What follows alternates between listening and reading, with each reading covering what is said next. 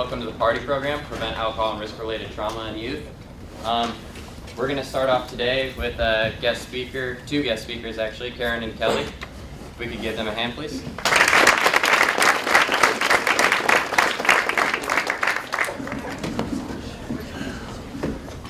Hi, my name's Kelly. I'm 18. I'm finishing up my freshman year in college, and I graduated from Vista this past year. And I'm here to tell you about a car accident that I was in a couple days ago. I was on my way to CrossFit about 5:50 a.m. on Tuesday morning, and I was driving on Douglas Boulevard. Sorry, I'm shaking. I was driving on Douglas Boulevard, and I wasn't texting, I wasn't playing with the radio, I had my seatbelt on, my headlights on, it was raining pretty hard, so I had my windshield wipers on, and I was just driving thinking about the workout I had to do. It was gonna really suck. I had to push sleds, didn't want to do that. So I was thinking about that, and then all of a sudden, I see lights in the distance. I saw red lights in the left-hand lane, which is where I was, and yellow lights in the right-hand lane. And so I started to slow down, and I'm getting closer, and then I realized there's a huge tractor-trailer semi-truck that was stopped in the middle of Douglas Boulevard, making a right-hand turn from the left lane into a feed store. He was hauling a whole bunch of hay, and he had a black tarp over the truck, and there were just lights on the bottom. So I thought, when I was driving, that the red lights were a car in the left-hand lane, just braking, and then the yellow lights were a car in the right-hand lane, turning right. So I tried to stop, and once I realized that it was a semi-truck, I immediately hit my brakes very hard, and I started to slide, and I spun out of control of the car. I couldn't get control at all, and I knew that if I were to go straight into the back of the truck, that I would probably die, and it was going to take off the whole top of my car and probably my head with it. And I remember seeing a picture somewhere. I couldn't remember where I saw it, but I saw a picture of a car that had gone underneath a semi-truck, and I now know it was here at the PARTY program when I was a sophomore. But I knew I couldn't go under the truck, so I swerved, hoping I would just go into a building or something else other than the truck. I didn't have any control. I ended up sliding into the actual driver part of the truck, and I got lodged underneath the wheel part thing, and I hit it at probably 55 miles per hour. It was just the speed limit, and the airbag went off, and I was completely okay. I was sitting there lodged underneath the truck, and nothing was happening. No one was coming to help me, so I realized I could climb out. I wasn't smashed in or anything. I climbed out of my passenger side, and the driver was not getting out of the truck. Nobody was there. I was just standing in the pouring rain, walking around in circles. Nobody was getting out of the truck. So I climbed back in my car, and I got my phone, and I called my parents. I didn't even call 911. I don't know why, but I called my parents, and I told them, crying, that I was in an accident, and I needed them to come get me, because my parents always know what to do. So then the driver gets out of the car, and he comes up, and he was completely shaken, and he asked me if I was okay and if I was talking to 911, and I was like, no, I'm talking to my parents. And so he called 911, and the truck was still in the middle of Douglas Boulevard, completely taking up the whole side that we were driving on, and people couldn't get around. They were going over the median to get around. So he got in my car, he tried to move the car out of the way so he could move his truck. That wasn't working because it was completely lodged underneath, and so he decided to just take his truck and move forward with my car underneath it. So that's what he did. My car was completely total and damaged. And I just know that if I hadn't come to this program when I was a sophomore and seen the PowerPoint that you guys are about to see, I probably would not be here. And that's about it. I'm okay. I just have a whole bunch of bruises.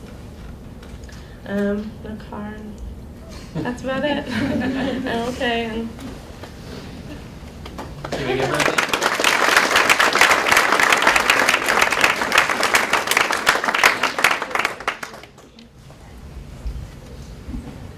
Good morning. This is the first time Kelly has talked about this, so thank you so much for inviting us. Kelly, in your very young life, you've had a lot of accomplishments.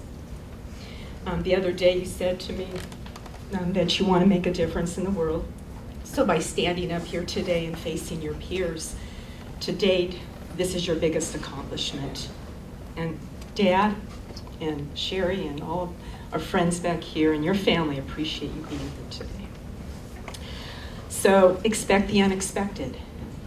Tuesday morning, 6:13 a.m. forever will be in my mind.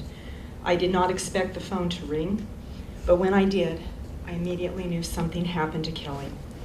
Because several times a week, rain or shine, she gets up to go to CrossFit, same time, same road. The voice was fear and panic, and all I could say was breathe. Just breathe. I wasn't. She said to me, I've been in an accident with a truck. After finding that everyone was okay and getting her location, I put the phone down and I started running around the house looking for clothes to put on, everywhere but the closet. My husband grabbed my arm and he said, "We'll get to her." My response was, "Not soon enough." The 12-minute ride felt like 40. It was now light, and out from a distance, I noticed a semi-truck with 2 trailers in the direction we were headed. But not connecting the dots, I said in a very quiet voice to myself, "I wonder where the truck is." She said it was a truck. Thought it was a small truck. So my husband didn't say anything. We kept on going. I said it again. I didn't get a response from him. As we made the left turn, I said, "Where's the truck?" And he said, "You've been looking at it this whole time."